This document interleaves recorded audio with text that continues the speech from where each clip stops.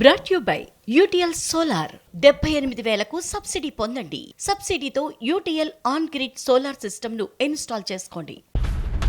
కూటమి ప్రభుత్వం ప్రజల్ని తీవ్రంగా మోసం చేస్తోందని ఆరోపించారు పాణ్యం మాజీ ఎమ్మెల్యే కాటసాని రాంభూపాల్ రెడ్డి. కరెంటు ఛార్జీలు పెంచబోమంటూ ఎన్నికల ముందు హామీ ఇచ్చి ప్రజల్ని మోసం చేశారంటూ విమర్శించారు.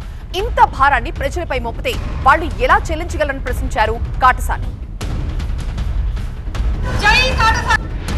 ఈ రాష్ట్రంలో అక్కల చెల్లెలందరూ కూడా అంతకుముందు బిల్లులు కట్టలేకపోయినారు.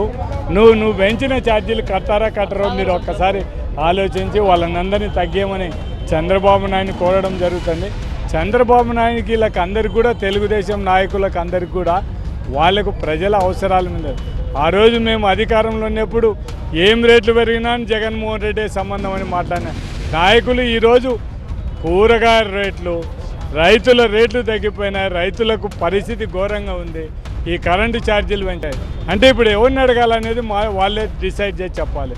అంటే తెలుగుదేశం కార్యకర్తలకు బ్రాండీ షాపుల మీద ఇతర లావాదేవీల మీద ఉన్న ఇంట్రెస్టు వాళ్ళకు ప్రజల మీద కానీ ప్రజలకు మంచి చేయాలని మాత్రం ఏం లేని పరిస్థితి. Brought you by UTL solar 78,000కు సబ్సిడీ పొందండి. సబ్సిడీతో UTL on grid solar system ను ఇన్స్టాల్ చేసుకోండి.